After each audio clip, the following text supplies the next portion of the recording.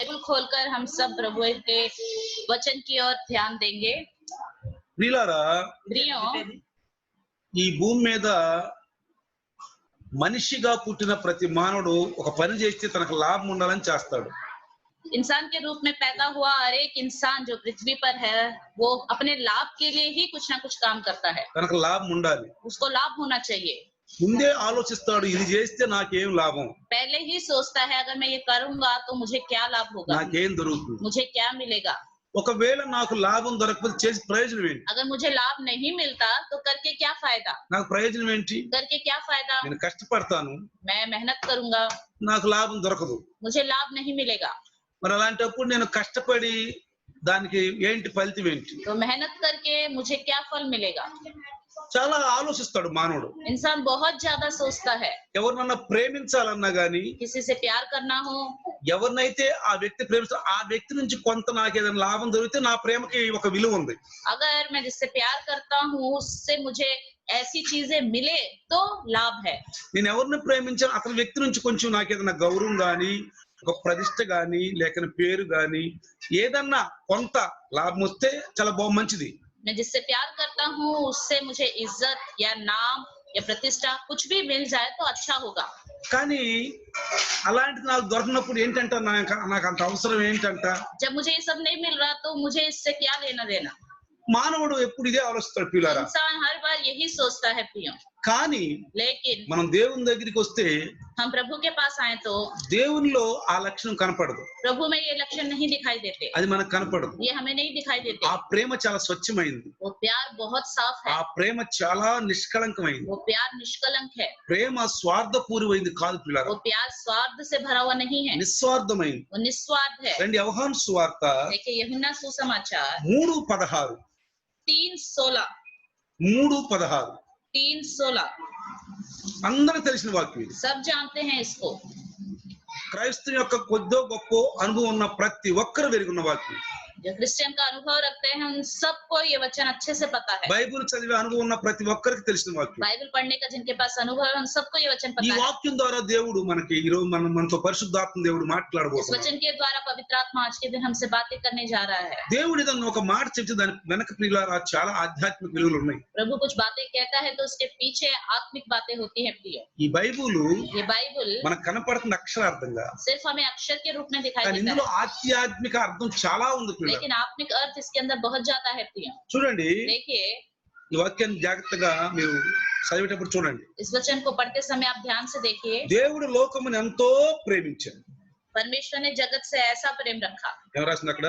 क्या लिखा है? దేవుడు లోకమును ఎంతో ప్రేమించాడు. परमेश्वर ने जगत से ऐसा प्रेम रखा। దేవుడు అంటే परमेश्वर मतलब సృష్టికర్త. सृष्टिकर्ता, ఈ సృష్టిని మొత్తాన్ని సృష్టించేసిన దేవుడు. इस पूरी सृष्टि को बनाने वाला परमेश्वर। దేవుడు परमेश्वर లోకమును संसार को అంటే ఈ భూమి మీద నిండి ఉన్నటువంటి మనుషుల్ని, मतलब इस जगत में जो भरे हुए लोग हैं, ఈ లోకమును అంటే ఈ భూమి మీద ఉన్న మనుషులందరినీ पृथ्वी पर जितने भी लोग हैं, ఎంతో बहुत, దానికి విలువ కట్టలేము. మనం इसका हम कोई मोल नहीं चुका విలువ सकते, కట్టలేము. नहीं कर सकते। దేవుని ప్రేమకు మనం విలువ కట్టలేము. प्रभु के प्यार का कोई मोल नहीं चुका सकते। ప్రేమించను, प्यार किया, ఏముందని మనల్ని ప్రేమించాడు ఆయన? क्या है हमें, उसने हमसे प्रेम किया। మనలో ఏం చూసి ప్రేమించాడు हमारे ఆయన? अंदर क्या देख के उसने प्रेम किया। అర్థమైందా? समझ में आ रहा है? ఈ మాటను యేసు ప్రభు చెప్పినప్పుడు इस बात को यीशु मसीह ने बताते समय తనలో ఉన్నటువంటి ఒక ఆధ్యాత్మిక ఆవేదన మనం గమనిస్తాం పిల్లలు. उसके अंदर आत्मिक वेदना है, उसको हम ध्यान देते हैं प्रिय। కింద రాస్తాడు, नीचे लिखता है కాగా इसलिए ఇంత ప్రేమించాను కాబట్టి ऐसा प्रेम रखा, ఈ इसलिए సృష్టికర్త ఈ భూమి మీద ఉన్న మనుషుల్ని విలువ కట్టలేని ప్రేమ, ప్రేమించడానికి యోగ్యం కాని మనుషులను ప్రేమించినట్లుగా ఉండి, కాగా यहाँ पे लिखा ఆయన తన అద్వితీయ కుమారునిగా పుట్టిన వాని యందు విశ్వాసముంచు ప్రతివాడును నశింపక నిత్య జీవం పొందినట్లు ఆయనను అనుగ్రహించెను. कि उसने अपने इकलौता पुत्र दे दिया ताकि जो कोई उस पर विश्वास करे वह नष्ट न हो परंतु अनंत जीवन पाए। ఇంకా ఏమంటున్నాడు యేసు ప్రభువు వారు? और क्या कहते हैं यीशु मसीह? లోకము తన కుమారుని ద్వారా రక్షణ పొందుటకే గాని లోకమునకు తీర్పు తీర్చుటకు దేవుడు ఆయనను లోకములోనికి పంపలేదు. परमेश्वर ने अपने पुत्र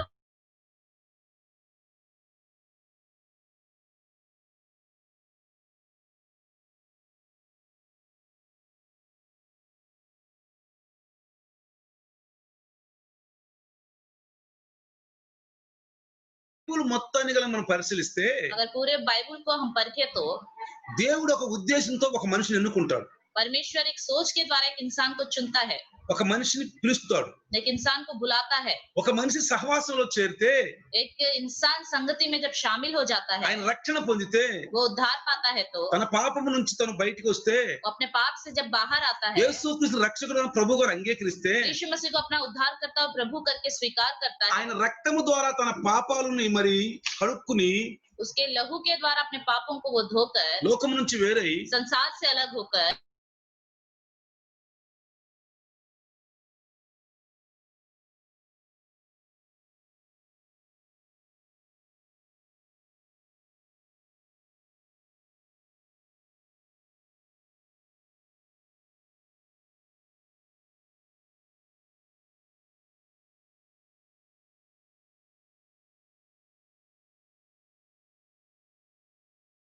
రోమిల పత్రికలో उसने विश्वास किया, इसलिए वो धर्मी गिना गया करके पौलुस बताता है यहाँ रोमियो की पत्री में। అలాంటప్పుడు అతను నిరీక్షణ కలిగి నమ్మాను. उस पर उसने आशा रखकर विश्वास किया। నిజంగా सच में అబ్రహామును గనక దేవుడు పిలవకపోతే अगर अब्राहम को परमेश्वर नहीं बुलाता तो ఈనాడు ఈ సంఘం ఉండదు, आजकल ये कलीसिया नहीं होती, ఈ సంఘం ఉండదు. ये कलीसिया नहीं होती। అబ్రహామును ఎందుకు పిలిచాడు? అసలు अब्राहम को क्यों बुलाया, ఎందుకు పిలవాల్సి వచ్చింది? क्यों बुलाना पड़ा? తన ద్వారా ఏం చేయాలనుకుంటున్నాడు? उसके द्वारा वो क्या करवाना चाहता था?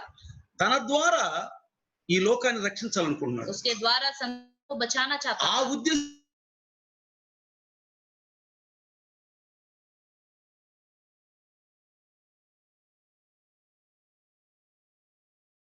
शैतान बहुत प्लान करता ఆ है। సాతానుడు ఎవరో కాదు, మనుషుల్లోనే ఉంటాడు. वो शैतान कहीं और नहीं, इंसानों में ही रहता है। ఎవరు ఒకటో యోహాను పత్రికలో ఒకటో యోహాను అన్నాడు, ఆ ఎవరిలో ఎక్కడి నుంచి రారు, మనలో నుంచే వస్తారని. पहले यूहन्ना की पत्री में कहा है, वो कहीं और से नहीं आएगा, हमारे में से ही आएगा। మనం అనుకున్నట్టు సాతానుడు అలా కాదు. हम जैसा सोचते हैं शैतान वैसा नहीं జैसे है, ఫిల్మ్ లో చూపిస్తారు అట్లా కాదు. जैसे पिक्चरों में दिखाते हैं वैसा अरे नहीं नमो है। भाखंड। उस पर विश्वास मत कीजिए। దేవుని పని చెడగొడతానికి పూనుకుంటాడు వాడు. वो परमेश्वर के काम को खराब करने के लिए ही सोचता है। అబ్రహామును పిలిచినప్పుడు అబ్రహాముకు 75 సంవత్సరాలు. जब अब्राहम को बुलाया, अब्राहम की उम्र 75 थी, 75 సంవత్సరాలు. 75 साल। దేవుని నమ్మాడు. उसने प्रभु पर विश्वास किया। పిలిచినప్పుడు ఎక్కడికి వెళ్ళి అడగల. बुलाया तो किधर जाना है, उनका पूछा नम्मेडु। नहीं, विश्वास किया। రోమియోని పత్రికలో పౌలు గారు అంటాడు నమ్మాడు. रोमियो की लिखी पत्र में पौलुस बोलता है, उसने विश्वास किया। అది అది అది అది నీతి అన్నాడు. वही धार्मिकता गिना गया। నమ్మిన వాడు వెనక్కి బాడు పిల్లారా. जो विश्वास करता है पीछे नहीं जाता। प्रियो, నీ భార్య నమ్మే నీ వెనక వైపు వచ్చింది. आपकी पत्नी आप पर भरोसा करके ही आपके पीछे पीछे आती है। ఇతను తీసుకెళ్ళి నన్ను చంపుతాడేమో, లోయలో పడతాడని అనుకోదు. ये पति मुझे ले जाकर मार डालेगा, मुझे कहीं ना कहीं फेंक देगा, ऐसा नहीं सोचती। నమ్మింది కాబట్టి వస్తుంది. विश्वास करती है इसलिए आपके साथ అదే आती है। నమ్మకపోతే अगर वो आप पर विश्वास नहीं ఓ करेगी तो మొత్తాన్ని తీసుకెళ్ళి ఎక్కడో నన్ను వీడు చేయాలని చేస్తున్నాడు, ఏదో మార్గంలో సంపాదన చూస్తున్నాడు చెప్పి రాదు. ये मुझे ले जाकर मार्ग में खत्म करना चाहता है, कहीं ना कहीं फेंकेगा करके नहीं నీ आएगी, ఎమ్మటి రాదు. आपके पीछे नहीं నేను आएगी। నమ్మదు. आप पर विश्वास नहीं करेगी। నమ్మింది. विश्वास रखा నమ్మింది है, కాబట్టి వచ్చింది. विश्वास रखा है इसलिए आती है। అదే విధంగా इसी तरह అబ్రహాం గారు నమ్మాడు. अब्राहम ने भी विश्वास किया, ఎక్కడ పొమ్మని అక్కడ పోయాడు. जहां जाने को कहा उधर गया। 75 సంవత్సరాలు అప్పుడు అబ్రహాం గారు. 75 साल की उम्र थी तब अब्राहम की, కానీ लेकिन 100 సంవత్సరాలు అప్పుడు 100 साल की उम्र में దేవుడు దర్శించాడు. परमेश्वर ने दर्शन दिया। ఈ మధ్య కాలంలో इस बीच में 25 సంవత్సరాలు వాళ్ళు ప్రార్థన చేశారు పిల్లవాడి కొరకు. 25 साल उन्होंने बच्चे के लिए प्रार्थना किया। 25 సంవత్సరాలు 25 साल ప్రార్థన చేశారు. प्रार्थना किया ఇసుకక.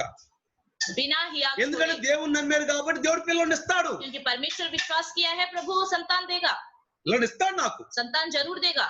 ప్రార్థన చేశారు వాళ్ళు. उन्होंने प्रार्थना किया, ఎడతెక్క ప్రార్థన చేశారు. हियाव न छोड़ते हुए लगातार प्रार्थना किया। ఆది కాండము उत्पत्ति 17వ అధ్యాయం తీయండి. 17वां अध्याय निकालेंगे। ఆది కాండము उत्पत्ति 17వ అధ్యాయం. 17 अध्याय, అందరూ తెలిసిందే. सब जानते हैं इस बात को। 17వ అధ్యాయములో 17वें अध्याय में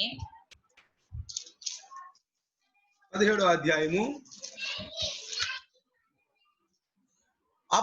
అబ్రాము ఇక్కడ అబ్రాము జాగ్రత్తగా గమనించండి. ध्यान दीजिए, यहाँ अब्राम है।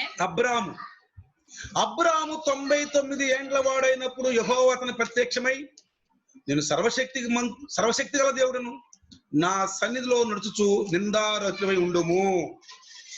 जब अब्राम 99 वर्ष का हो गया, तब यहोवा ने उसको दर्शन देकर कहा, मैं सर्वशक्तिमान ईश्वर हूँ, मेरी उपस्थिति में चल और सिद्ध होता जा। 25 సంవత్సరాల యొక్క ప్రార్థనకి ప్రతిఫలం దొరకబోతుంది ప్రియులారా. 25 साल की प्रार्थना का प्रतिफल मिलने वाला है प्रिय। మనం నేర్చుకోవాల్సింది ఏంటి సంఘం? हमें क्या सीखना है कलीसिया को? మనం ప్రార్థన చేస్తే ఫలితం దొరుకుతుంది. हम प्रार्थना करेंगे, उसका फल जरूर मिलेगा। కిసుక్కోకూడదు. हियाव नहीं छोड़ना है, ఎందుకంటే మనం నమ్మాం. क्योंकि हमने विश्वास किया है। నిజంగా దేవుడు నమ్మిన వాళ్ళు ఇసుకోరు, వెనక్కిపోరు. सच में प्रभु पर विश्वास करने वाले हियाव नहीं छोड़ते, पीछे नहीं हटते। చూడు, నాకును నీకును మధ్య నా నిబంధనను నియమించి ఉన్నాను, అత్యధికంగా అభివృద్ధి పొందజేదనని అతనితో చెప్పాను. అబ్రాము సాగిలపడి ఉండగా దేవుడు అతనితో మాట్లాడి, ఇదిగో నేను నియమించిన నా నిబంధన నీతో చేసి ఉన్నాను, నీవు అనేక జనములకు తండ్రి యగుదువు, మరియు ఇక మీదట నీ పేరు అబ్రాము అనబడదు, నిన్ను అనేక జనములకు తండ్రిగా నియమించిన గనుక నీ పేరు అబ్రహాం అనబడును.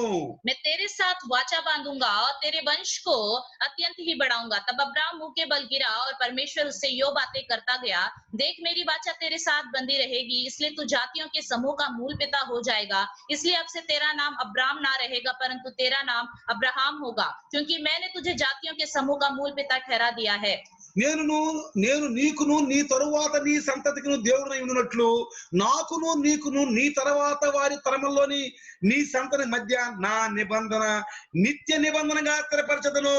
और मैं तेरे साथ और तेरे पश्चात पीढ़ी पीढ़ी तक तेरे वंश के साथ भी इस आशय की युग युग की वाचा बांधता हूँ। తర్వాత 15వ వచనంలో उसके बाद 15वें वचन में దేవుడు అంటున్నాడు, నీ భార్య అయిన శారాయి పేరు శారాయి అనవద్దు, ఏలయనగా ఆమె పేరు శారా, నేను ఆమెను ఆశీర్వదించి ఆమె వల్ల నీ కుమారుని కలుగజేసేదను। फिर परमेश्वर ने अब्राहम से कहा, तेरी जो पत्नी सारे है उसको तू अब सारे ना कहना, उसका नाम सारा होगा। मैं उसको आशीष दूंगा और तुझको उसके द्वारा एक पुत्र दूंगा, और मैं उसको ऐसी आशीष दूंगा कि वह जाति जाति की मूल माता हो जाएगी। ప్రియులారా, प्रियो, ఇప్పుడు అబ్రహామును పిలిచిన కొత్త నిబంధన పాత నిబంధనని సిద్ధపరచడం కోసమే। अब्राहम को बुलाया नया नियम और पुराने नियम को तैयार करने के लिए। కొత్త నిబంధన, नया नियम, పాత నిబంధన, पुराना नियम, అందుకే అబ్రహాం గారు పిలుచుకున్నాడు। इसलिए अब्राहम को बुलाया। మరి కొత్త నిబంధన పాత నిబంధన సిద్ధపడే ఒక వ్యక్తి కావాలి। नया नियम पुराना नियम तैयार होना है तो एक व्यक्ति चाहिए। అబ్రహాంకు వయసు అయిపోతుంది, अब्राहम की उम्र खत्म हो रही है, వృద్ధాప్యంలో ఉన్నాడు। वो बूढ़ा है। ఇస్సాకు इसहाक, చూడండి, देखिए అబ్రహాము నవ్వినట్టుంది ఇక్కడ, శారా నవ్వినట్టుంది ఇక్కడ। यहाँ पे अब्राहम सारा हंसे करके देखते हैं। తర్వాత 18వ అధ్యాయంలో చూస్తే, उसके बाद 18वें अध्याय में देखें तो 18లో 18वें अध्याय में మమ్రే దగ్గర ఉన్న సింధూరు వనములో అబ్రహాము ఎండవేళ గుడారం ద్వారా కూర్చున్నప్పుడు యెహోవా అతని కనబడిను, అతను కళ్ళు చూసినప్పుడు ముగ్గురు మనుషులు అతని ఎదుట నిలబడి ఉండిరి। अब्राम ममरे के बांज वृक्षों के बीच कड़ी धूप के समय तंबू के द्वार पर बैठा हुआ था, तब यहोवा ने उसे दर्शन दिया। అబ్రహాము దేవుని నమ్మాడు కాబట్టి దేవునికి పరిచయం చేస్తున్నాడు। अब्राहम ने परमेश्वर पर विश्वास किया, इसलिए उसकी सेवा कर रहा था। శారా ఎక్కడని అడిగాడు, उसने पूछा सारा कहाँ है, ఆమె గుడారంలో ఉందని చెప్పాడు। वो तंबू में है करके उसने बताया। మీదటికి ఈ కాలం నీ యొద్దకు నిశ్చయముగా మళ్ళా వచ్చేదను, అప్పుడు నీ భార్య అయిన శారాకు ఒక కుమారుడు కలుగునని చెప్పాను। फिर मैं अगले साल इसी समय आऊंगा, तब तेरी पत्नी सारा के एक पुत्र होगा। అబ్రహాము నవ్వుకున్నాడు, तब अब्राहम हंसा, ఇక్కడ శారా కూడా నవ్వింది। यहाँ पे सारा भी हंसी। ఎందుకు నవ్వారు? क्यों? ఇక్కడ వాళ్ళకి నిరీక్షణ లేదు, यहाँ पर उनके लिए कोई आशा नहीं వాళ్ళ थी, ముందు వాక్యం లేదు, उनके सामने वचन नहीं था, బైబుల్ లేదు, बाइबल नहीं था। దేవుడు మాట్లాడుతున్నాడు, परमेश्वर बातें कर रहा था, నమ్మి వచ్చాడు, वो विश्वास करके आए, ప్రార్థన చేస్తున్నారు। प्रार्थना कर रहे थे। 25 సంవత్సరాల నుంచి ప్రార్థన చేస్తున్నారు। 25 साल से प्रार्थना कर रहे ఆ थे। ప్రార్థనకి ప్రతిఫలం వచ్చింది, उस प्रार्थना का प्रतिफल मिल गया, ప్రతిఫలం వచ్చింది। प्रतिफल मिल गया। ప్రియులారా, प्रियो, ఇక్కడ ఇద్దరు పేర్లు మారుస్తున్నాడు, यहाँ पे दोनों के नाम बदल रहे हैं, ఇద్దరు పేర్లు మారుస్తున్నాడు। दोनों के नाम। ఇక్కడ నుంచి నీ పేరు అబ్రాము కాదు, అబ్రహాము। अब से तुम्हारा नाम अब्राम नहीं, अब्राहम। నీ భార్య పేరు శారాయి కాదు, శారా। तेरी पत्नी का नाम सारे नहीं, सारा। అప్పుడు దేవుడు తనంటాడు, అబ్రహాం గారు, तब अब्राहम ने परमेश्वर से कहा होगा, రిక్వెస్ట్ అయ్యా నీతోటి, एक विनती है आपसे, చిన్న పసిపిల్ల కోనగోడలేదు నా ఇంట్లో, అంటే చిన్న పిల్ల పసిపిల్ల छोटे बच्चे भी नहीं है मेरे घर में, ఎవరు లేరు నా ఇంట్లో। कोई भी नहीं है मेरे घर में। మరి నా ఇంట్లో ఎవరు లేనప్పుడు నువ్వేంటి మరి నాకు మీ సంతానాన్ని ఇంత విస్తరింపజేస్తాను, నువ్వు అనేక జనములకి మరి తండ్రి అవుతావు, నీ యొక్క భార్య రాజకుమార్తె అవుద్దు, రాజులు వస్తారని చెప్తున్నావు, ఏందయ్యా ఇది ఎంత హేళనకం చూస్తుంటే। అని దేవుడు అని ఉండొచ్చు. शायद उसने ऐसा परमेश्वर से कहा होगा, मेरे घर के कहीं कोने में भी किसी बच्चे की आवाज सुनाई नहीं देती, और आप कह रहे हो कि मैं बहुतों का मूल पिता कहलाऊंगा, और तेरी पत्नी से एक संतान उत्पन्न होगी, वो बहुत राजाओं की रानी कहलाएगी, और राजा उत्पन्न होंगे करके बोल रहे, मुझे कुछ समझ में नहीं आ रहा। నీకేమై నువ్వు చెప్పి వెళ్తావు. तुम्हें क्या, तुम तो बता के चले जाओगे। ఈ రోజు నుంచి నా భార్య నన్ను అబ్రహామా అని పిలిస్తే ఏంటి శారా అంటే వీళ్ళిద్దరికి మతిపోయింది అంటారు. अगर आज से आप बता के चले जाओगे, मेरी पत्नी मुझे अब्राहम करके बुलाएगी, और मैं कहूंगा क्या सारा, तो सब लोग हंसेंगे, सोचेंगे पागल పిల్లలు है। లేకపోవటం వల్ల మతిపోయింది అంటారు. इनके बच्चे नहीं है इसलिए पागल हो गए करके सोचेंगे। అయ్యా ఇంకొక విషయం, एक और विनती, అందరు నవ్వుకుంటారు, सब हंसेंगे, అందరు నవ్వుకుంటారు. सब हंसेंगे। ఈ పేర్లు పిలవలేను. ये नाम लेकर हम एक दूसरे को नहीं बुला सकते। దేవుని యొక్క కార్యాన్ని చెడగొడటానికి సైతానుడు ఏదో విధంగా ప్లాన్ చేస్తాడు. प्रभु के कार्य को खराब करने के लिए शैतान किसी ना किसी तरह प्लान करता है, ఇక్కడే పట్టేశాడు. यहीं पे ही पकड़ लेगा। దేవుని ఉద్దేశం ఏంటి? प्रभु की सोच क्या थी? దేవుడు అబ్రహాం సంతానం ద్వారా ఒక నిబంధన తయారు చేయాలనుకుంటున్నాడు. परमेश्वर अब्राहम की संतान के द्वारा एक वाचा बांधना चाहता है। కొత్త నిబంధన, పాత నిబంధన, नया नियम, पुराना नियम, ఈ రెండు నిబంధనలు చేయాలనుకుంటున్నాడు. ये दो नियम बनाना ఇది चाहता है। ప్రజల మధ్యలో నిబంధన ये చేయాలనుకుంటున్నాడు. लोगों के बीच में वाचा बांधना चाहता है। పాత నిబంధనకి అబ్రహాం సంతానంలో నుంచి తీసుకురావాలనుకుంటున్నాడు. కొత్త నిబంధన కర్త కూడా అబ్రహాం సంతానం నుంచి రావాలనుకుంటున్నాడు. पुराने नियम के लोगों को भी अब्राहम की संतान में से लेके आना चाहते हैं। नया नियम का जो करता है, रचने वाला, उसको भी प्रभु अब्राहम की संतान से ప్రియులారా, लेके आना దేవుని మీద चाहता है। ఆధారపడిన వాళ్ళందరూ పిచ్చోళ్ళు అంటారు. प्रभु पर जो निर्भर होते हैं उन लोगों को सब लोग पागल बोलते हैं। పిచ్చోడే అంటారు. पागल ही बोलते हैं, పిచ్చోడే అంటారు. पागल बोलते हैं। ఎందుకని? क्यों? ఆ బైబిల్లో ఉన్న మాటలు గాని, దేవుడి మీద ఆధారపడిన వాళ్ళకి గాని మనకు ముందుగా టీవీలో కళ్ళకు కట్టినట్టు ఏం కనపడదు. क्योंकि जो बाइबल के जो लोग हैं और बाइबल में जो निर्भर हो जाते हैं, उस टीवी के सामने जैसे सब कुछ दिखाई देता है, वैसा कुछ नहीं दिखाई देता। విశ్వాసం, सिर्फ विश्वास होता है, నమ్మిక, भरोसा, నమ్మిక, भरोसा, విశ్వాసం. विश्वास। ప్రియులారా, प्रियो, ఇది ఒక రక్షణ పొందినటువంటి వ్యక్తికి చాలా ముఖ్యమైన విషయం. ప్రియులారా, उद्धार पाए हुए व्यक्ति के लिए वो प्रमुख बात है। ఇదే మన జీవితాల్లో కార్యం చేసేది. यही हमारे जीवन में कार्य करता ఈ है। రెండు లేకపోతే अगर ये दोनों नहीं होंगे, క్రైస్తవ్యానికి విలువ లేదు. क्रिश्चियन के जीवन की कोई अहमियत ఇది नहीं है। మానవుడి దగ్గర ఉంచాలని దేవుని ఉద్దేశం. इंसान के पास ये रहना है करके इंसान అసలు परमेश्वर की అసలు सोच है। ఎందుకు బెదరు? కొత్త నిబంధన ఎందుకు, పాత నిబంధన ఎందుకు? पुराना नियम क्यों, नया नियम क्यों? ఎందుకు అనుకుంటున్నాడు పెట్టాలని? क्यों ये देना चाहता है परमेश्वर? మీదటికి నీ వడిలో ఒక కుమారుడు ఉంటాడు, ఒక నవ్వు నీకు కలుగుతుందన్నాడు. आने वाले इसी समय में तेरे गोद में एक बच्चा होगा, एक हंसी होगी करके कहता ఇది है। దేవుని ఉద్దేశం. ये परमेश्वर का उद्देश्य है। అయితే దేవుడు लेकिन परमेश्वर అబ్రహాముని ఆ యొక్క విశ్వాసంలో బలపరచడానికి మరి ఆకాశం వైపు చూసి నక్షత్రాలను లెక్కేయమన్నాడు. మరి ఆ యొక్క ఇస్కరేణువును తీసుకొని ఇస్కరేణు అంతా నీ సంతానం చెప్పాడు.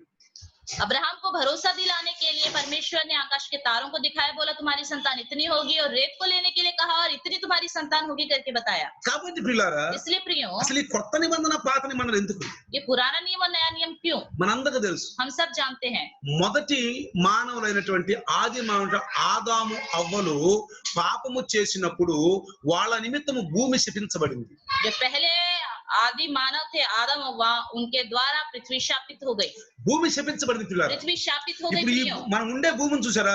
हम अब जिस भूमि में रहते हैं ఇది देखा, శపించబడి ఉంది. ये शापित भूमि है, ఈ పాప దాసత్వంలో ఉందండి. ये पाप के दासत्व में है। రోమాపత్రిక रोमियो की लिखी पत्री ఆ 4వ అధ్యాయము 4था अध्याय, తీయండి అందరూ. 4వ అధ్యాయము सब खोलिए 4था अध्याय, 4వ అధ్యాయము 8వ అధ్యాయం, రోమపత్రిక 8వ అధ్యాయం रोमियो 8वां अध्याय 19 చదవండి. 19वां वचन पढ़िए। 9 क्यों? దేవుని కుమారులు ప్రత్యక్ష కొరకు సృష్టి మిగుల ఆశతో తేరి చూచుచు కనిపెట్టుచున్నది. ఏలైనగా సృష్టి నాశనముకు లోనైన దాస్యములో నుండి విడిపింపబడి దేవుని ప్రేమలో పొందబోవు మహిమ గల స్వాతంత్ర్యం పొందుదువన్నను నిరీక్షణ గలదై స్వేచ్ఛగా కాక దానిని లోబరిచిన వాని మూలముగా వ్యర్థపరచబడెను. సృష్టి యావత్తు ఇది వరకు ఏకగ్రీవంగా మూలుగుచు ప్రసవ వేదన పడుచున్నదని ఎరుగుదము. क्योंकि सृष्टि बड़ी आशा भरी दृष्टि से परमेश्वर के पुत्रों के प्रकट होने की बाट जो रही है, क्योंकि सृष्टि अपनी इच्छा से नहीं पर अधीन करने वाले की ओर से व्यर्थता के अधीन इस आशा से की गई कि सृष्टि भी आप ही विनाश के दासत्व से छुटकारा पाकर परमेश्वर की संतानों की महिमा की स्वतंत्रता प्राप्त करेगी, क्योंकि हम जानते हैं कि सारी सृष्टि अब तक मिलकर कराहती और पीड़ाओं में पड़ी तड़पती है। అర్థమైందా? समझ में आ रहा ఈ है? భూమి శపించబడింది పిల్లరా. ये पृथ्वी शापित है प्रियो। మన ఆది మాత ఆది పిత కారణంగా శపించబడింది. आदि माता पिता के कारण से शापित हो गई। మన ఆది మాత ఎవరంటే అవ్వ. हमारी आदि माता कौन है? ఈ हव्वा। ఈ మనం నివసించే భూమి శపించబడిన భూమి. हम जिस पृथ्वी पर निवास करते हैं ये शापित है। ఆది కాండం 3వ అధ్యాయము उत्पत्ति 3रा अध्याय 17వ వచనం 17वां वचन అక్కడ చూడండి. वहां देखिए, ఆదాముతో నీవు నీ భార్య మాట విని తినవద్దని నేను నీకు ఆజ్ఞాపించిన వృక్షఫలము తింటివి గనుక నీ నిమిత్తము నేల శపించబడి ఉన్నది. और आदम से उसने कहा, तूने जो अपनी पत्नी की बात सुनी और जिस वृक्ष के फल के विषय में मैंने तुझे आज्ञा दी थी कि तू उसे ना खाना, उसको तूने खाया है, इसलिए भूमि तेरे कारण शापित है। అర్థమైందా? समझ में आ रहा है? భూమిని మనం పూజించకూడదు. इसलिए पृथ्वी की पूजा नहीं करनी चाहिए, భూమిని పూజించకూడదు. पूजा नहीं करनी चाहिए। దేవుడు అసలు ఈ భూమిని ఆకాశాలని ఎందుకు ఇచ్చాడు? परमेश्वर ने ये भूमि और आकाश क्यों दिया? తన సృష్టించుకున్న మానవుడి కొరకే. उसने अपने सृष्टि के मानव के लिए ही किया। ఇలా సృష్టి అయితే దేవుడు చేశాడు. प्रिय, सृष्टि तो परमेश्वर ने बना दी, ఈ సృష్టి మొత్తం యావత్ ये पूरी सृष्टि సృష్టిని అనుభవిస్తున్నాం మనం. हम सृष्टि का अनुभव करते हैं, కానీ लेकिन పాపంలో ఉన్నాం. पाप में है। భూమి కూడా पृथ्वी भी పాపంలో ఉంది. पाप में है। మరి ఈ పాపంలో ఉన్న భూమిని గాని ఈ పాపంలో ఉన్న మనుషుని విమోచించాలంటే ఏంటి దేవుడు చేస్తున్న ప్లాన్ ఏంటి? ये पृथ्वी में रहने वाले इंसानों को छुटकारा देना है तो प्लान क्या है? మనందరూ తెలిసిన విషయం. हम सब जानते हैं। ఈ సృష్టిని సృష్టించినప్పుడు త్రిత్వమైన దేవుడు తండ్రి కుమార పరిశుద్ధాత్ముడు ఈ యొక్క కార్యంలో పాలుపంపులు పొంది ఉన్నారు. जब उन्होंने सृष्टि की रचना की गई तब पिता पुत्र पवित्र आत्मा तीनों सृष्टि में शामिल थे। ఇప్పుడు ఈ సృష్టి శపించబడిన సృష్టి, భూమి శపించబడి ఉంది. ये पृथ्वी शापित है, ये सृष्टि शापित है।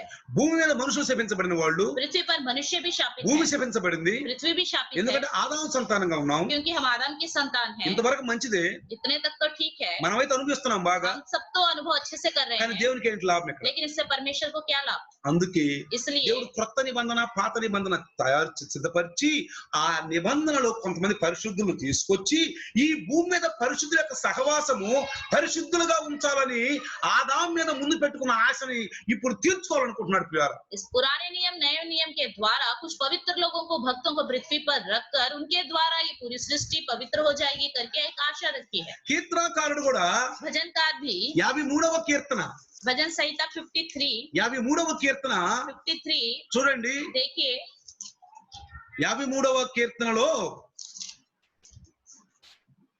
2వ వచనం అంటాడు, వివేకం కలిగి దేవుని ఎదుగువారు కలరేమో అని దేవుడు ఆకాశమును చూసి నరులను పరిశీలించెను. परमेश्वर ने स्वर्ग पर से मनुष्य के ऊपर दृष्टि की ताकि देखे कि कोई बुद्धि से चलने वाला या परमेश्वर को पूछने वाला है कि नहीं। అర్థమైందా?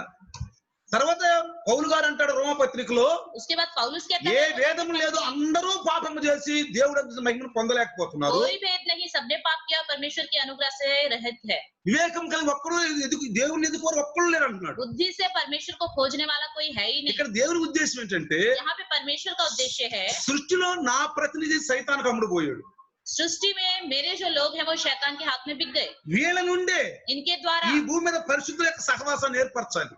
ये पवित्र की संगति यहाँ पे मेरे को स्थापना करनी అందుకే है। అబ్రహాము నేను ఒక నిబంధన నీతో నిబంధన నేను సిద్ధపరచబోతున్నాను. इसलिए अब्राहम से कहता है कि मैं एक वाचा तैयार करने जा रहा ఆ हूँ। 18వ అధ్యాయం ఆది కాండంలో 3 మనుషులు వచ్చారు.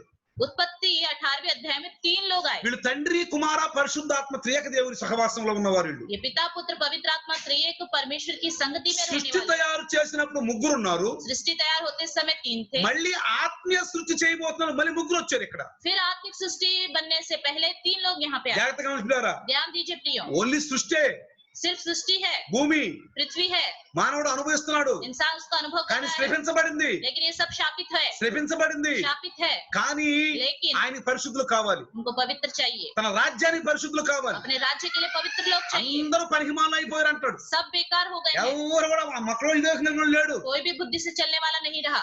అందరూ చెడిపోయారంట ఆది కాలంలో, सब ఆది खराब हो కాండంలో गए उत्पत्ति में, అందరూ చెడిపోయారంటాడు. सब खराब हो गए, కానీ लेकिन ఆయన రాజ్యానికి వెళ్ళి పరిశుద్ధులు కావాలి. उनके राज्य में जाने के लिए पवित्र लोग ఈ चाहिए। మమ్రే వృక్షం దగ్గరికి ఎండవేళ ముగ్గురు మనుషులు వచ్చారు అబ్రహాం దగ్గరికి.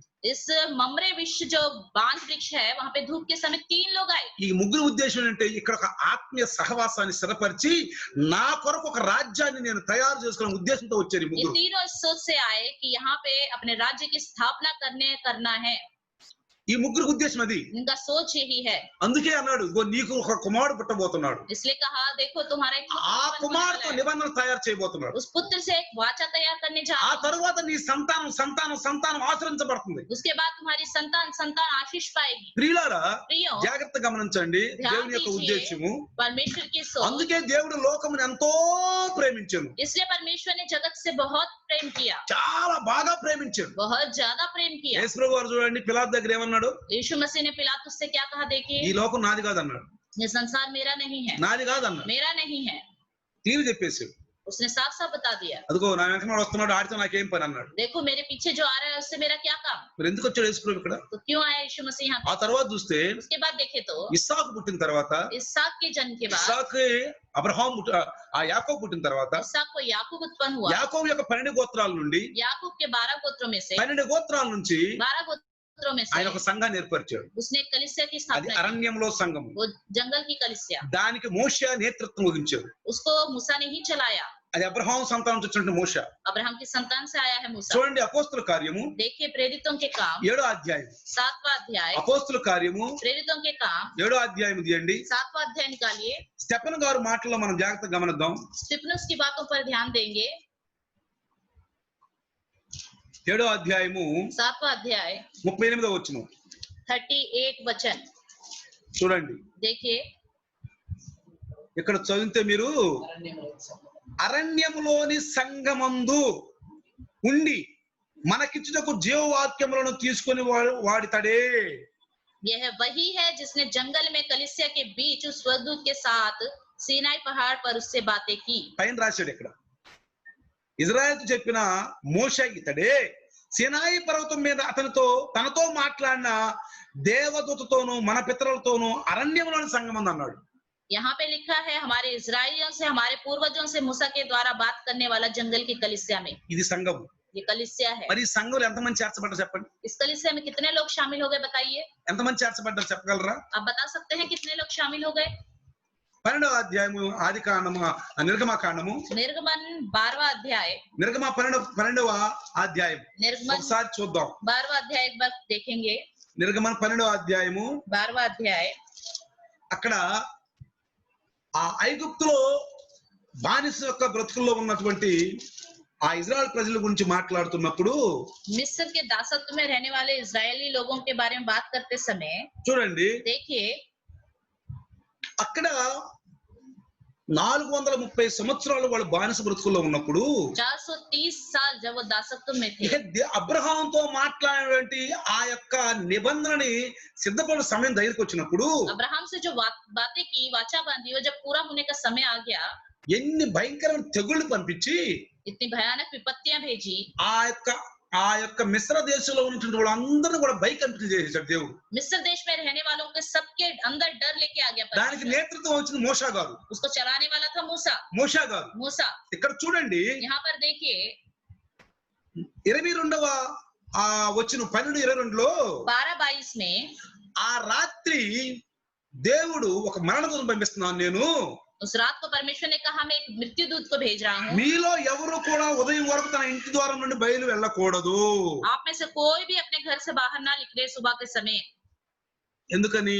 क्यों? అక్కడ అబ్రహాం గారితోటి ఇదిగో నీకు కుమారుడు పుడతాడంటే, అయ్యా నాకెట్లా కుమారుడు పుడతాడు, నేను వద్దుండు కదా, జనం నవ్వుతారేమో, మళ్ళీ అబ్రహామా అని పిలుచుకోవటం, షారా అని పిలుచుకోవటం, ఇలా మతిపోయింది ఏమంటే అక్కడ కొంచెం ఆటంకం కలిగింది.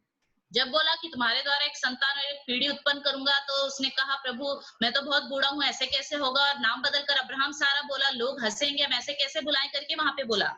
మరలా फिर ఇక్కడ यहाँ पर మరలా ఒక ఆటంకం. एक और रुकावट।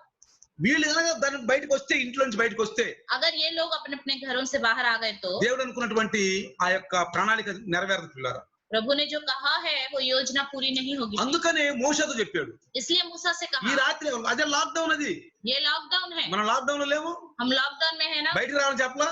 बाहर आने के मत आओ करके कहा है ना। అట్లానే మోషే గారు చెప్పమన్నాడు, ఎవరు కూడా బయటికి రావద్దు. इसी तरह मूसा से कहा कि सबसे कहो कि कोई बाहर ना आए। ఒక గొర్రె పిల్లను చంపుకొని ఆ రక్తాన్ని మీ దివాళ్ళలో పూసుకోండి, एक मेमने को बलि चढ़ाकर उसका लहू अपने दरवाजों पर लगाओ, పూసుకోండి. लगाओ। వాళ్ళు బయటికి రాలేదు, वो बाहर नहीं आए, ఒకటి एक వాడు రక్షించబడటానికి, उनका उद्धार पाने के लिए, రెండోది दूसरा దేవుడు చెప్పిన మాట నమ్మారు. परमेश्वर ने जो बात कही थी उस पर ఒక उन्होंने మేకను विश्वास కోసుకుని किया। తర్వాత పూసుకున్నారు, एक मेमने को बलि चढ़ाई और वो- लहू लगाया, ఒక్కళ్ళు బయటికి రాల, एक भी बाहर नहीं आए, నమ్మారు. विश्वास ఎట్లా किया। అబ్రహాం గారు నమ్మారు, इस तरह अब्राहम ने विश्वास అబ్రహాం किया। గారు నమ్మటం వల్ల ఇసాకు వచ్చాడు. अब्राहम को विश्वास करने की वजह से ही इसहाक मिला। ఇసాకు ఈ భూమి మీదకి రావటం వలన ఇక్కడ ఐగుప్తు దేశంలో ఎన్ని లక్షల మంది ఇందులో తెలుసా? इसहाक पृथ्वी में आने की वजह से मिस्र देश में कितने लाखों इजरायली लोग हो गए पता है? చూడండి, देखिए ఆ సంఖ్యాకాండం తీయండి, गिनती, సంఖ్యాకాండం తీయండి అందరూ. सब निकालेंगे गिनती। సంఖ్యాకాండము 1వ అధ్యాయం, गिनती पहला अध्याय, సంఖ్యాకాండం 1వ అధ్యాయం 46వ వచనం. पहला अध्याय 46 वचन। 6,03,550 మంది. 6,03,550। నిర్గమాకాండం 12:37 చూస్తే निर्गमन 12:37 में देखे तो పిల్లల దాకా 6 లక్షలు అన్నాడు. అక్కడ बिना बच्चों के 6 लाख करके लिखा है, 6 లక్షలు అన్నాడు. 6 लाख। ఇక్కడ బయటకు వచ్చిన ఎంతమంది ఐగుప్తు దేశం నుంచి? और लेकिन मिस्र देश से कितने लोग बाहर आए? 6,03,550 మంది. 6,03,550 అంటే 6 లక్షలు కాల్ బలము. 6 लाख सिर्फ पैदल ముసలి चले। వాళ్ళు గాని పిల్లలు గాని बुजुर्ग होंगे, बच्चे अनारोग्य होंगे, का, बीमार नीलांबर। पड़े हुए लोग होंगे, सब వీళ్ళందరూ మినహాయించి, इन सबको छोड़कर అంటే ఈ 6,03,550 మందితోటి ఈయన ఒక సంఘాన్ని కట్టాడు. 6,03,550 लोगों से कलीसिया की स्थापना इन्होंने की। ఈ సంఘం ద్వారా इस कलीसिया के द्वारा మోషేని ఒక నేతృత్వం ఉంచుకుని मूसा के नेतृत्व चलाने के लिए रखकर ధర్మశాస్త్రం ఇచ్చారు. व्यवस्था दी, ధర్మశాస్త్రం ఇచ్చారు. व्यवस्था दी। ఇప్పుడు ధర్మశాస్త్రం ఏం చెప్తుంది మనకి? తర్వాత మీరు రోమా పత్రిక 4వ అధ్యాయం చదువుకుంటే చక్కగా అక్కడ రాసి ये व्यवस्था हमें क्या देती है? आप एक बार रोमियो 4 अध्याय देखिए, वहाँ हमें साफ साफ ఇక్కడ पता चल जाएगा। పౌలు గారు చక్కగా వివరించాడు, पौलुस ने अच्छे से उसका वर्णन किया है। చాలా చక్కగా వివరించాడు. 5వ అధ్యాయము 4వ అధ్యాయం. रोमियो 4 और 5वें अध्याय में ధర్మశాస్త్రం వలన మనకి ఏం తెలుస్తుందంటే व्यवस्था से हमें क्या पता चलता है? పాపం. पाप। ధర్మశాస్త్రం అనేది పాపాన్ని బయలుపరిచింది. व्यवस्था ने पाप को प्रकट किया। ధర్మశాస్త్రం లేకుండా పాపం అంటే ఏంటో తెలియదు. बिना व्यवस्था के पाप क्या है हमें पता కానీ नहीं चलेगा। ధర్మశాస్త్రం ఎవరికి ఇచ్చాడు? लेकिन व्यवस्था किसको दी गई? అరణ్యంలో సంఘము जंगल में जो कलीसिया थी, మోషేకి ఇచ్చాడు. मूसा को दी गई। అందుకే इसलिए వాళ్ళు ఆజ్ఞ మీరారు కాబట్టి వాళ్ళకి ఎంత చెడి ఇచ్చాడంటే వాళ్ళకి ఈ వరంలో ఎవరిని కూడా అట్లా హింసించాల. उन्होंने आज्ञा का उल्लंघन किया, इतनी मार उन्हें पड़ी कि संसार में, इस दुनिया में किसी को नहीं पड़ी। కానీ మన భారతదేశంలో ధర్మశాస్త్రం లేదుగా. हमारे भारत देश में तो व्यवस्था नहीं है। పాపం అంటే మనకు తెలియదు, पाप क्या है हमें पता नहीं, తప్పులప్పుడు మనకు తెలియదు. गलत सही हमें नहीं पता। మనం ఏం చేస్తుంది, हम जो करेंगे वही सही है, మనం ఏం చేస్తుంది. हम जो करें वही सही है। కానీ ఆ యొక్క ఇజ్రాయేల్కి लेकिन इजरायलियों के लिए పాపం అంటే ఏంటో చెప్పాడు. पाप क्या है उन्हें बताया। ఇది చెయ్యొద్దని చెప్పాడు. ऐसा मत करो करके ఒక बताया, చట్టం ఇచ్చాడు. एक कानून दिया।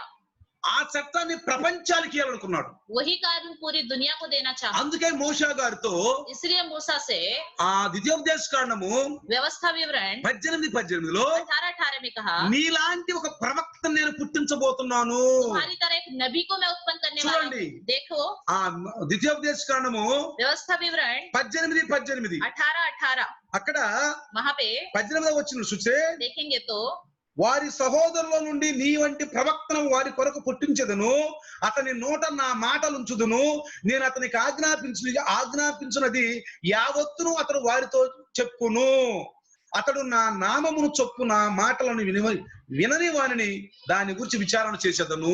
इसलिए मैं उनके लिए उनके भाइयों के बीच में से तेरे समान एक नबी को उत्पन्न करूंगा और अपना वाचा उसके मुंह में डालूंगा, और जिस जिस बात की मैं उसे आज्ञा दूंगा वही वह उनको कह सुनाएगा, और जब मनुष्य मेरे वह वचन जो वह मेरे नाम से कहेगा ग्रहण ना करेगा, मैं उसका हिसाब उससे అర్థమైందా? ఇప్పుడు लूंगा। అర్థమైందా? समझ में आ रहा है? పాత నిబంధనలో అరణ్యంలో సంఘం ఏర్పరిచాడు. पुराने नियम में जंगल में कलीसिया అది की అబ్రహాం स्थापना की। సంతానము. वो अब्राहम की संतान అది है। అర్థం చేసుకోండి. आप समझने की कोशिश कीजिए। దేవుడు లోకమును ఎంతో ప్రేమించాడంటే ఇంత ఉంది.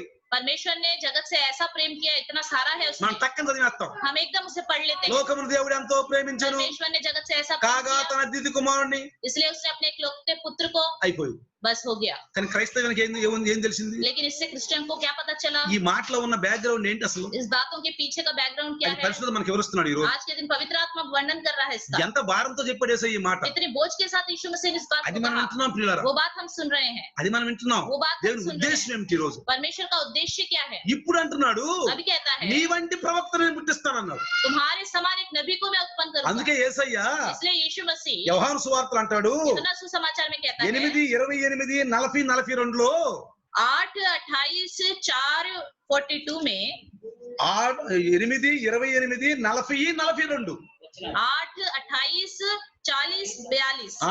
8వ అధ్యాయము 8वां अध्याय 28వ వచనం చదవండి. एक बार 28वां वचन पढ़ेंगे। త్వరగా, టైం లేదు, చదవండమ్మా. समय नहीं है, पढ़िए। కాబట్టి యేసు మీరు మనుష్య కుమారుని పైకెత్తినప్పుడు మీరు మనుషు కుమారు పైకెత్తినప్పుడు నేనే ఆయననియు నేనే ఆయననియు నా అంతట నేనే ఏమీ చేయక నా యందు నేనేమి చేయక తండ్రి నాకు నేర్పినట్టు తండ్రి నాకు నేర్పినట్టు ఈ సంగతులు మాట్లాడుచున్నానని ఈ సంగతి మాట్లాడుచున్న ఆ ప్రవక్త యేసయ్యే. वो नबी यीशु मसीह ही है। तब यीशु ने అర్థమైందా कहा, మీకు? समझ में आ गया आपको? ద్వితీయోపదేశ కాండంలో మోషాతో చెప్పినటువంటి ఆ ప్రవక్త ఎవరో తెలుసా? యేసయ్యే. व्यवस्था विवरण में मूसा से किसने बात की थी? यीशु मसीह ने ही। ఆ ప్రవక్త वो नबी, ఇతని ద్వారా కొత్త నిబంధన స్థాపించాలి. इसी के द्वारा नए नियम की स्थापना ఆ करनी है। అరణ్యంలో ఉన్న ధర్మశాస్త్రాన్ని ప్రపంచాలకు అందించాలి. जंगल में जो व्यवस्था है उसको पूरी दुनिया में फैलाना అది है। మన బాధ్యత. ये हमारी जिम्मेदारी है। కేవలం సంఘానికి కూర్చొని రావటం కాదు. सिर्फ कलीसिया में जाकर बैठकर आना नहीं, మన బాధ్యత ఉంది పిల్లలు ఇందులో. इसमें हमारी जिम्मेदारी भी है। సంఘం లేకుండా बिना कलीसिया के పరిశుద్ధులు చేర్చలేము. पवित्र को हम शामिल नहीं कर सकते। ఆదాము సంతానం నుండి ఆశీర్వాదాలు పొందుకోవాలని आदम की संतान से आशीष पाना है करके పరిశుద్ధులు. पवित्र, అందుకే యేసు నువ్వు రాజువా అన్నాడు. इसलिए यीशु मसीह ने कहा, क्या तुम राजा हो? రాజునే అన్నాడు. उसने कहा, हाँ मैं మరి राजा। రాజు ఒక రాజ్యం ఉంటుంది. राजा का एक राज्य होता है, రాజ్యంలో ప్రజలు ఉంటారు. राज्य में लोग होते हैं। మరి ఆయన రాజు అయినప్పుడు ప్రజలు కావాలి ఆయనకి. वो राजा है तो उसके लोग भी होने चाहिए। ఆయన రాజ్యం సాయంత్రానికి వెళ్ళాడు. वो राज्य की स्थापना करने गए ఆ हैं। ప్రజలు ఎవరు? वो लोग ఈ कौन है? సంఘంలో చేర్చబడిన వాళ్ళు. कलीसिया में शामिल हुए వాళ్ళే పాత నిబంధన భక్తులు, కొత్త నిబంధన భక్తులు. लोग। वही पुराने नियम के भक्त हैं, वही नए नियम के भक्त हैं। పాత నిబంధన భక్తులు యేసయ్య శిలువలో పెద్ద కలిసినప్పుడు వాళ్ళ సమాధులు లేవ తెరవబడ్డాయి. पुराने नियम के भक्त जब यीशु मसीह क्रूस पे तेज की चिल्लाए, उनकी ఆ कब्र खुल गए। ఆ సంఘం ఆశీర్వదించబడింది. वो कलीसिया आशीष पा चुकी యేసు है। రక్తం ద్వారా यीशु मसीह के लहू के వాళ్ళకి द्वारा పూర్ణంగా వాళ్ళకి శరీరం దొరికిపోయింది. पूर्ण रूप से उन्हें शरीर मिल వాళ్ళు మన गया। కోసం పరదేశంలో ఉన్నారు. वो ఇప్పుడు हमारे लिए परदेश में है। ఇప్పుడు కొత్త నిబంధన. अब नया नियम, ఈ కొత్త నిబంధన యేసయ్య రక్తంతో కడగబడిన మనము उस नए नियम में यीशु मसीह के लहू के द्वारा धुले దేవుని हुए యొక్క हम ఉద్దేశం నెరవేర్చాలి పిల్లారా. के उद्देश्य को पूरा करना ఎలా है। అబ్రహాం పిలుచుకుని దేవుడి ఉద్దేశం నెరవేర్చాడు, तरह अब्राहम को बुलाया, परमेश्वर अपनी इच्छा ఎలా को మోషేని పిలుచుకుని దేవుడి ఉద్దేశం నెరవేర్చాడు, मूसा को बुलाकर अपनी इच्छा को ఎలా पूरा किया। యేసయ్యని పంపించి దేవుడు ఆశీర్వదించబడ్డాడు. यीशु मसीह को बुलाकर जैसे మన आशीष ద్వారా, पाया, उसी तरह మన ద్వారా हमारे द्वारा దేవుడి ఉద్దేశం నెరవేర్చాలి పిల్లారా. प्रभु के उद्देश्य को हमें पूरा करना है। 40వ వచనం చూస్తే ఏమంటాడు యేసు చూడండి. देखिए 40वां वचन इसमें देखिए तो यीशु मसीह क्या कहता है? దేవుని వల్ల విని సత్యమును మీతో చెప్పిన వాడనైన నన్ను మీతో చెప్పిన వాడు నన్ను మీరు ఇప్పుడు చంప వెతుకుతున్నారు. మీరు ఎప్పుడు సంపయోగుతున్నారే? నేను దేవుని మాటలు చెప్తున్నా మీకు. मैं तो तुम्हें परमेश्वर की నా बातें తండ్రి बताता हूँ, చెప్పిన మాటలు మీకు मेरे చెప్తున్నా. पिता की कही हुई बातें मैं तुम्हें बताता 42, हूँ। और इसी तरह 42 42 దేవుడు మీ తండ్రి అయిన ఎడల దేవుడు మీ తండ్రి అనలా మీరు నన్ను ప్రేమింతురు. ప్రేమితురు.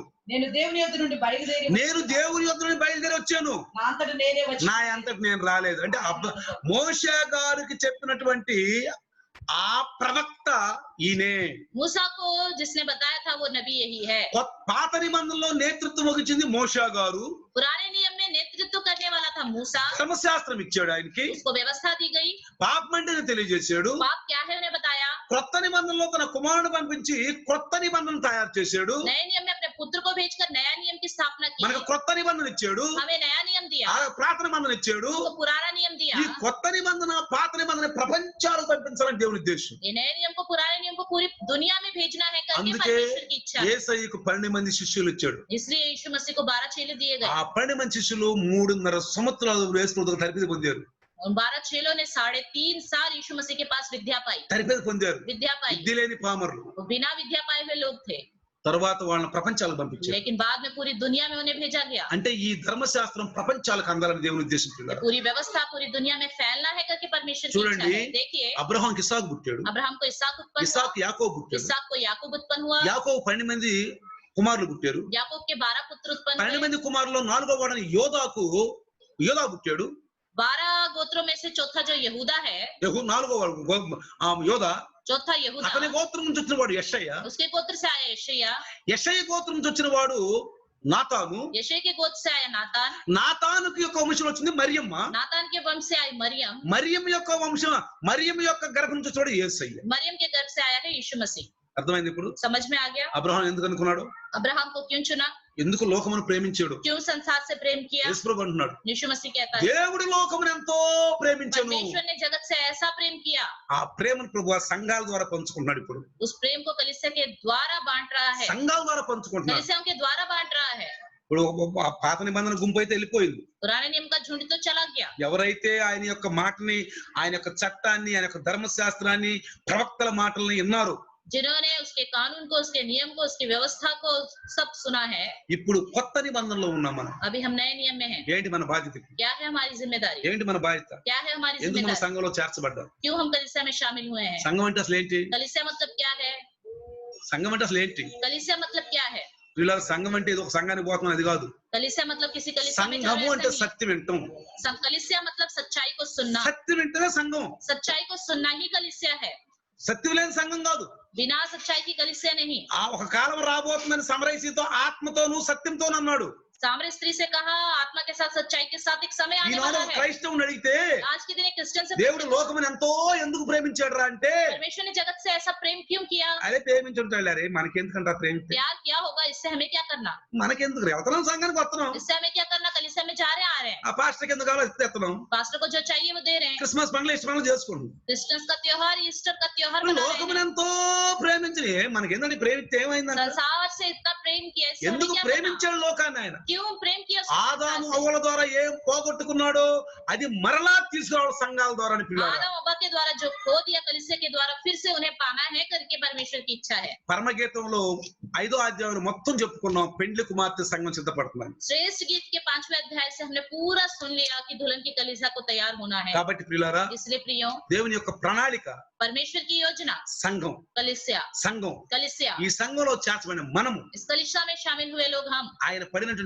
భారం, ఆ బాధ అంత అర్థం చేసుకుందాం. उसने जो दुख सहा, उसने जो बोझ उठाया, उस सबको हम समझेंगे। మనం సంఘంలో మనుషులు చేర్చాలి. हमें कलीसिया में लोगों को शामिल करना है। అంటే సత్యం మెంబర్షిప్ కాదు, मेंबरशिप करके नहीं, సత్యం, सच्चाई, సత్యాన్ని బోధించాలి వాళ్ళు. सच्चाई को बताना है उन्हें। క్రైస్తవుడు అంటే సత్యంతో నిండిపోయి ఉండాలి. क्रिश्चियन मतलब सच्चाई से भरा हुआ होना ఏదో चाहिए। పోయి కూసుని భారమైన చెట్టులాగా కాదు. లోకాసువార్తలో 13వ అధ్యాయం అన్నట్టు सिर्फ बैठकर बहुत ही भारी पेड़ की तरह नहीं रहना है।